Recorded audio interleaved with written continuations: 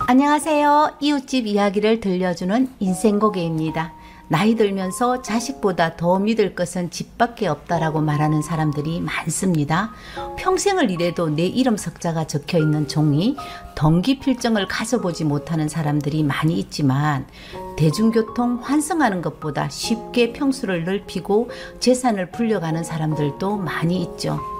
오늘은 나이 들면서 어떤 집을 사고 거주하는 것이 제일 현명한 선택인지 함께 고민해 보겠습니다.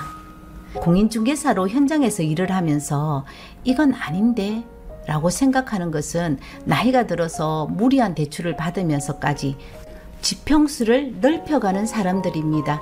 가진 여유 자금을 꼬박꼬박 은행이자로 납부하면서 넓은 평수에 살아야 되는 이유가 있을까요? 월급이나 수입이 정기적으로 들어와도 대출 금리가 비싸서 가계에 큰 부담이거든요. 본인이 100% 보유하고 있는 자금으로 평수를 넓힌다고 해도 전 다시 생각해 보라고 말을 합니다. 이렇게 평수를 넓혀서 이사를 하시는 분들은 대부분 자식 결혼하고 아들, 딸, 손자들이 오면 집이 넓어야 된다고 말을 합니다. 그리고 결혼하기 전에는 사돈 보기도 작은 집은 조금 민망하다고 해요. 아들 장가도 처음 보내고 딸 시집도 처음 보내니까 잘 몰라서 하는 말일까요? 정신 바로 박힌 사돈이라면 집 평수 가지고 딴지 글 올릴 도 없고 요즘 자식들 명절 때 집에 와도 자고 가지 않거든요. 처음에 저도 깜짝 놀랐는데 부모 집에 자는 자식들도 물론 있겠지만 가까운 숙박시설에서 자고 아침에 와서 제사 지내고 본인 집으로 가거나 여행을 떠난다고 했습니다. 시대가 많이 변한 모양입니다. 자식이 자고 갈 거라는 헛된 꿈은 버리시고 정말 부담스럽지 않는 노후에 살 집을 선택해야 합니다. 다른 사람들이 집을 사고 팔아서 시세 차이로 큰 돈을 벌었다고 남이 장에 간다고 그럼지고 나선다는 말처럼 뒤늦게 뛰어들면 평생 일해서 겨우겨우 조금이나마 준비한 노후 자금을 처박아 넣고 오도 가도 못하는 신세가 될 수 있거든요. 우리 아파트 분양받았는 거 분양권 지금 팔 수 있나? 지금 못 팔아요. 마이너스 6천에도 거래가 하나도 안 되고 있던데 어떻게 팔아요? 당신이 5일장에 나가서 팔든가. 요즘 당근마켓에도 집 판다고 많이 올라오던데 한번 생각해봐요. 내가 미쳤지. 괜히 늦게 분양을 받아서 안 해도 되는 고민을 하고 있다 아이가. 내가 진짜 확 떨어버리겠다. 그러면 대출은 나오겠지? 안 나오면 절단인데. 내 말 안 듣고 고집대로 하더니 잘 됐다. 어디 가서 돈이나 좀 빌려와요. 내가 돈 빌릴 데가 어디 있노? 그렇습니다. 처음 분양받을 때 프리미엄 1억, 2억 준다고 할 때 팔지 않았던 아파트 분양권입니다. 잔금하고 등기 치면 시세 차익 최소 5억은 난다고 생각을 했기 때문이죠. 가진 것은 집 한 채가 전부이고 가진 돈을 탈탈 털어서 부동산 바람 따라 투자한 사람은 시계 바늘이 찰칵찰칵찰칵 하고 움직일 때마다 뚝뚝뚝 떨어지는 아파트 값에 가슴이 새카맣게 타는 하루하루를 보내고 있습니다. 남의 집 얘기 아닙니다. 남의 말 전혀 듣지 않는 남편을 둔 저희 집 얘기입니다. 이런 사람들이 바로 내 이웃에는 정말 많다는 겁니다. 나이 들면 전원주택에 살고 싶어하는 사람들이 많이 있죠. 제 친구 역시 남편이 퇴직을 하고 산 좋고 물 좋은 곳에 그림 같은 집을 짓고 살았답니다. 그때 친구하고 나눈 얘기가 있었어요. 자식들은 돈 필요할 때마다 전화하고 집에 들락거리는 아들 꼴 보기 싫어서 모두 정리해서 우리 남편 평생 소원 전원주택 지어서 나는 살기다. 우리 아저씨가 전원생활이 로망 아이가. 요새는 전원주택이 로망이 아니고 노망이라고 하더라야. 그리고 넌 안 늙는다고 생각을 하나? 지금은 체력이 되고 처음 전원생활에 대한 부푼 기대감도 있고 자식에게서 좀 멀어지고 싶은 마음에 모든 거 다 할 수 있을 것 같지? 살아봐라. 그게 말처럼 되는지. 난 시골에서 태어나서 시골 생활이 얼마나 힘든지 알거든. 넌 아마 짠순이라서 기름이나 가스값 아까워서 전기장판 하나 깔고 추위에 벌벌 떨면서 겨울을 지낼걸? 손님들 중에 전원주택 짓는다고 산 좋고 물 좋고 좀 땅 평수가 넓은 것을 찾는 사람이 많이 오는데 그 사람들이 항상 묻는 말이 있어. 어디가 좋냐고. 그럼 난 그때 똑같은 말을 하지. 엎어지면 코 닿는데 약국 있고 엎어지면 코 닿는데 병원 있고 나가면 바로 지하철이나 대중교통을 이용할 수 있는 그런 역세권 아파트가 나이 들어서는 최고라고 엄지척을 해보인다. 그래도 꼭 자연 속에 살고 싶다면은 병원은 가까운 데 있어야 할 것 같고 먹거리 해결할 수 있는 마트도 인접해 있으면 좋고 사람들과 왕래할 수 있는 곳, 특히 자식들이 자주 올 수 있는 곳에 돈 많이 들이지 말고 작고 아담하게 집을 짓고 살아라고 해. 전원주택은 아파트처럼 사고 파는 거래가 빈번하게 일어나지 않기 때문에 큰 돈을 들여서 집을 지을 필요도 없고 너무 큰 돈을 들여서 집을 지으면 그 돈이 거기 다 묶여 있잖아. 그렇기 때문에 그것만큼 어리석은 일은 없어. 나이 들어서 자식 대신 내 노후 생활을 책임질 수 있는 연금이나 현금을 넣어야 하는데 사람들은 왜 집에다가 자꾸 돈을 바르고 사는지 난 모르겠더라. 친구는 전원 생활 2년도 채우지 못하고 미련 없이 시골 생활을 청산하고 나왔습니다. 전원주택을 지을 때부터 집성촌이라 원주민 터세 때문에 정말 힘들었다고 해요. 나이 지긋한 사람들이 이유 없이 상욕을 하는 사람도 있고 공사 차량이 마을을 지나가지 못하도록 각종 장애물로 막아놓는 것은 일상생활이었다고 해요.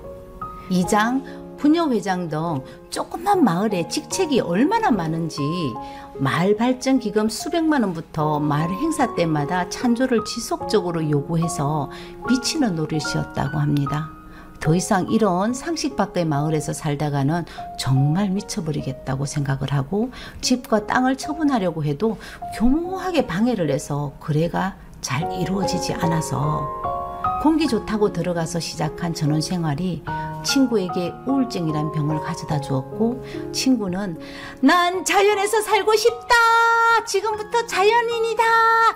이렇게 외치면서 시골로 들어갔는데 나올 때는 난 다시 매연에 찌들어 있는 도시에서 문화생활 즐기며 살아도 된다. 야, 너무 좋다.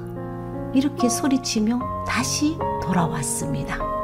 야, 시골 사람 너무 무섭더라.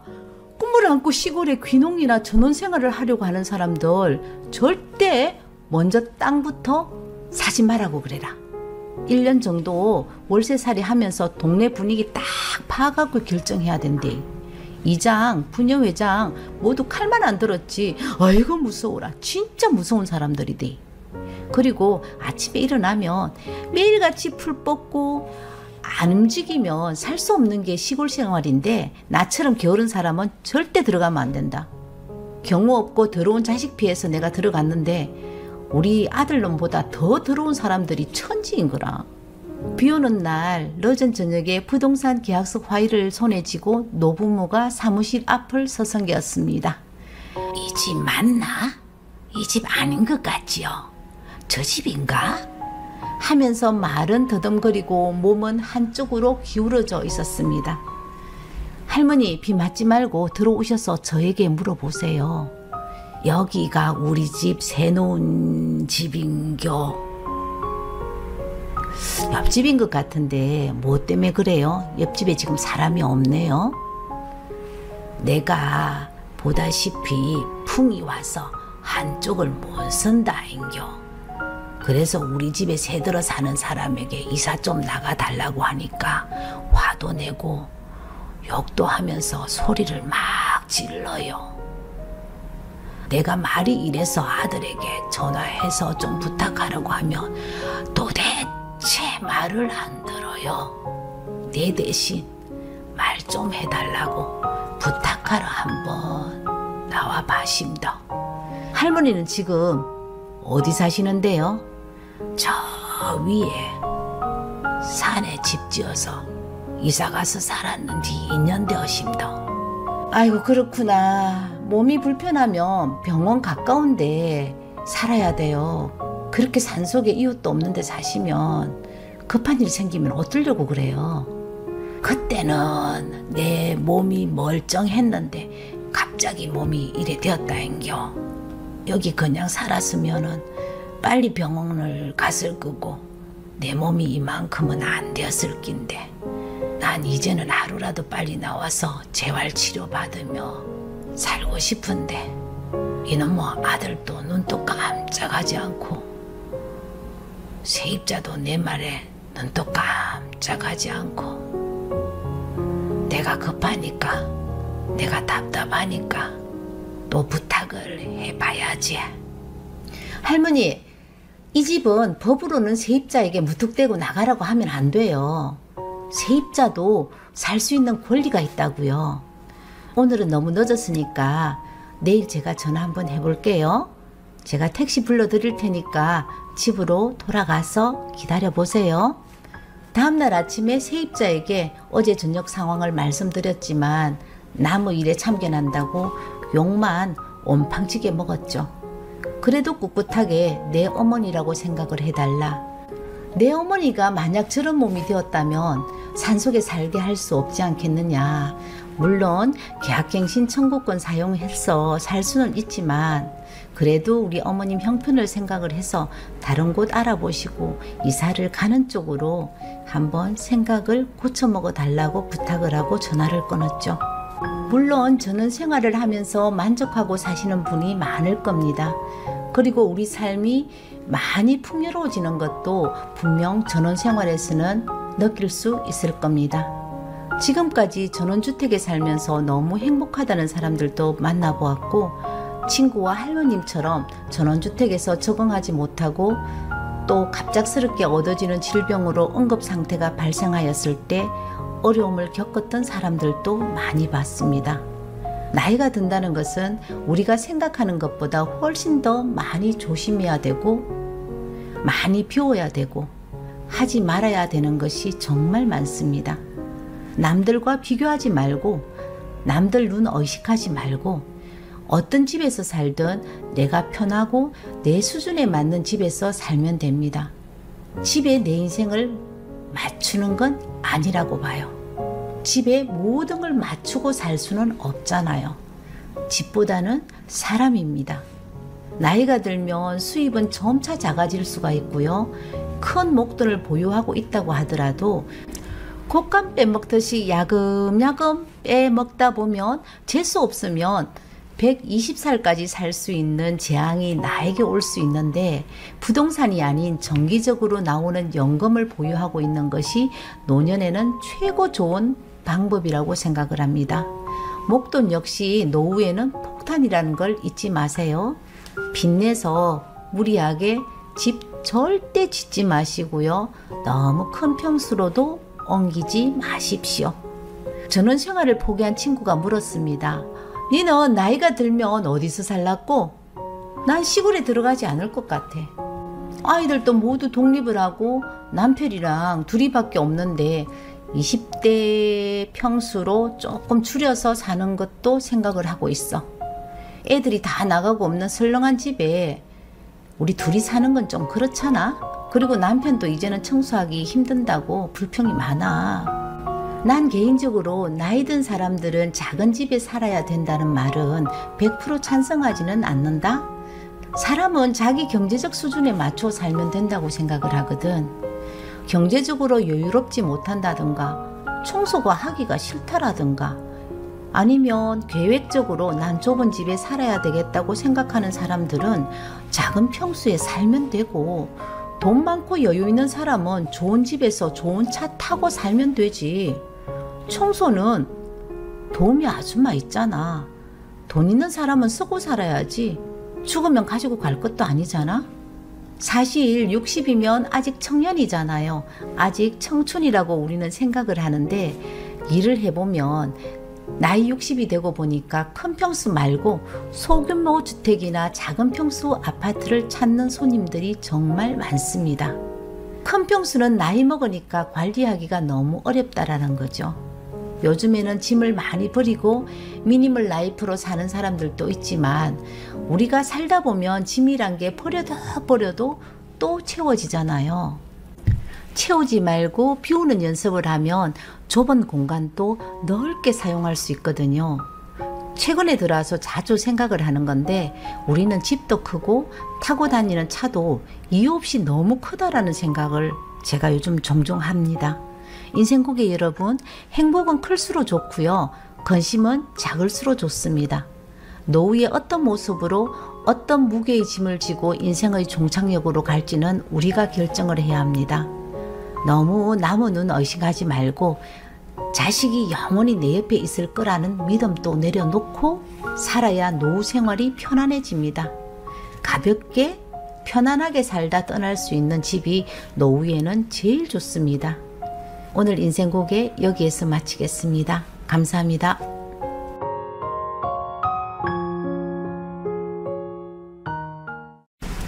안녕하세요. 지금 우리 이웃집에는 무슨 일이 벌어지고 있을까요? 잘 살고 싶지만 잘 안 된다는 고독한 노인들의 아픔과 눈물, 나이 먹은 것도 서러운데 노년의 행복이 아니라 외로움이 함께 한다고 생각하니 사는 게 더 우울해질 겁니다. 자식이 잘 되었든 못 되었든 나이가 들고 노인이 되면 외로움과 싸우고 살아야 하는 사회적 질병 외로움, 죽음을 부르는 지독한 외로움의 이야기를 오늘은 해볼까 합니다. 언제나 아파트 공동현관 계단에 쪼그리고 앉아있는 할아버지가 있습니다. 오늘도 지팡이 하나에 몸을 맡기고 갈까 말까 하는 거북이 걸음으로 조금씩 위태롭게 걸어가지만 걸어도 언제나 제자리입니다. 할아버지, 더운데 집에 계시지? 낮에 왜 나오세요? 해 떨어지고 시원할 때 움직이세요. 더위 먹어요. 할아버지는 소리 없이 빙긋이 웃기만 합니다. 차가 멈추고 손자, 손녀, 아들 내외 5 식구가 내렸습니다. 아들은 더운데 아버지 왜 나왔어요? 건성으로 말하고 커다란 수박 한 통을 들고 집으로 올라갔습니다. 대학생 정도로 보이는 손자, 손녀들은 약속이나 한 듯 휴대폰만 보면서 엄마 아빠를 따라 졸졸 따라 올라갔고요. 할아버지는 다시 거북이 걸음으로 갈까 말까 하는 그 엄청난 속도의 걸음으로 다시 먼 길을 향해서 올라갑니다. 오늘 해지기 전에는 도착할는지 잘 모르겠네요. 아들 손자 온다는 전화에 30도가 넘는 뜨거운 오후에 기다리고 있었던 겁니다. 얼마 지나지 않아서 쿵 하는 엄청난 소리가 났죠. 난 왜 그때 반사적으로 뛰어나가면서 할아버지가 떨어졌을 거라고 생각을 했는지 전 아직도 잘 모르겠습니다. 하지만 어처구니 없는 나의 직감은 온몸에 소름을 돋게 만들었습니다. 진짜로 할아버지가 아파트에서 뛰어내렸습니다. 경찰이 오고 사람들 비명소리가 들리면서 현장은 아수라장이 되었고 할머니는 2발 대신 팔다리로 기어오셨죠. 자식은 없었습니다. 할머니는 휴대폰에다 아버지가 떨어졌다 말만 하시고 있었습니다. 짧은 시간 동안 이 집에는 무슨 일이 있었을까요? 아들 가족이 가던 길 돌아와서 현장에 왔습니다. 그리고는 엄마는 아버지 뛰어내릴 때 뭐 하고 있었냐고 소리치기만 했죠. 할머니는 바닥에 주저앉아 우리 2 늙은이가 무슨 잘못을 했냐. 우리가 수박을 먹고 싶다 하더나 너희들에게 돈 한 푼 달라고 하더나 자식하고 손자하고 밥 한 번 먹는 게 어째 그렇게 힘이 드노. 하늘의 별을 따도 이렇게 힘들지는 않을 거다. 이놈의 자식아. 비행기 타고 여행 간다고 앉지도 않고 나가더니 왜 그냥 가지. 너게 비추고따니까 그래도 돌아오나. 아이고 이 못난 놈 새끼야. 그렇습니다. 지난 명절 때도 여행 간다고 2 노인만 있었답니다. 솔직하게 자식이 부모가 혼자 움직일 수도 있고 자식들에게 의지하지 않는다면, 그리고 경제적으로 부양하지 않는 자식은 진짜 행복한 자식 아닙니까? 하지만 이런 자식들은 자신들이 얼마나 행복한 줄 모르는 모양입니다. 자신은 평생 늙지 않으며 자식들에게 이런 취급 받지 않을 거라고 생각하는 모양이죠. 세상에는 가난한 노인만 불쌍하고 외로운 세상은 아닌 것 같습니다. 분명 늙어간다는 것은 노인들 본인 잘못은 아닌데 노인의 외로움은 과연 자식들은 얼마나 알기나 할까요? 자식을 애타게 기다리던 마음을 콩알만큼이라도 알았다면 공항 가는 길에 수박 한 통 놓고 가지는 않았겠죠. 시간이 지난 후 할머님이 말씀하셨습니다. 할머니가 움직이지 못해서 할아버지가 식사 준비를 하셨다고 합니다. 돈이 있으면 뭐합니까? 마트 나가서 장을 볼 수가 있나? 내 손으로 밥을 하나 해 먹을 수가 있나? 간혹 옆집 총각이 시장도 봐주고 요양보호사가 시장을 봐주면 멀건 된장이 전부인 밥상으로 우리는 한 끼를 때우고 그렇게 살았다인겨. 할아버지 할머니 모두가 한계에 부딪혀서 더 이상 두 사람이 살기는 힘이 들어 아들에게 같이 살자고는 못하겠고 죽을 날 얼마 남지 않은 두 노인은 요양원에 보내달라는 말을 하기 위해 아들에게 전화를 했다고 합니다. 아들은 친구 어머니 보니까 요양원에 들어가서 얼마 못 가 정신이 오락가락하면서 치매가 오더라고. 요양원 들어가기 전에 정신 있을 때 집이며 땅, 재산 정리를 하고 들어가야 되니까 오늘 외국 휴가 갔다 와서 다시 말하자는 말만 남기고 휴가를 갔다고 합니다. 할아버지는 아들이 들고 온 떳떳한 수박 한 조각 입에 물고 수박이 맛이 있네. 그래도 수박은 시원할 때가 맛이 있듯이 부모도 자식에게 줄 게 많고 건강할 때가 부모인갑다. 임자, 우리도 빨리 가야 할 낀데 명줄이 왜 이래 기노? 하셨던 말씀이 세상에 남긴 마지막 말이라고 했습니다. 사람들은 오죽하면 외로움과 고독은 병이라고 했겠습니까? 노인들에게는 돈보다 외로움이 더 무섭다고 합니다. 찾아오기는커녕 전화 한 통 하는 자식이 없는 것이 더 노인들을 외롭게 만들고 있죠. 혼자 된다는 것, 홀로 살아야 된다는 것, 물론 쉬운 일이 아닙니다. 지팡이를 짚고 홀로 길을 가는 노인의 모습은 옛 그림에만 등장하는 것이 아니라 내 아버지이고 내 어머니의 모습일 수도 있습니다. 자식에게 외면받고 버림받아 가족의 품을 잃어버린 오늘날의 노인들은 바로 내 부모님들입니다. 우리 부모님들 견뎌내야 합니다. 외로움을, 고독을 홀로 이겨내야 합니다. 노인이 불행한 사회는 미래가 불행한 사회라고 했습니다. 인생고개 여러분, 늙는 것은 저절로 되지만 행복하게 나이 들며 늙어가는 것은 배우고 방법을 찾아야 합니다. 나이가 들면 친구가 많아도 외로울 수 있습니다. 이 세상은 늙은 노인들이 외롭지 않게 살 수 있는 세상은 아닙니다. 혼자 죽을까봐 두려워하며 살아가는 노인들이 어떤 이유로 생을 마감하는지 깊이 생각하며 오늘 인생고개 마치도록 하겠습니다. 감사합니다.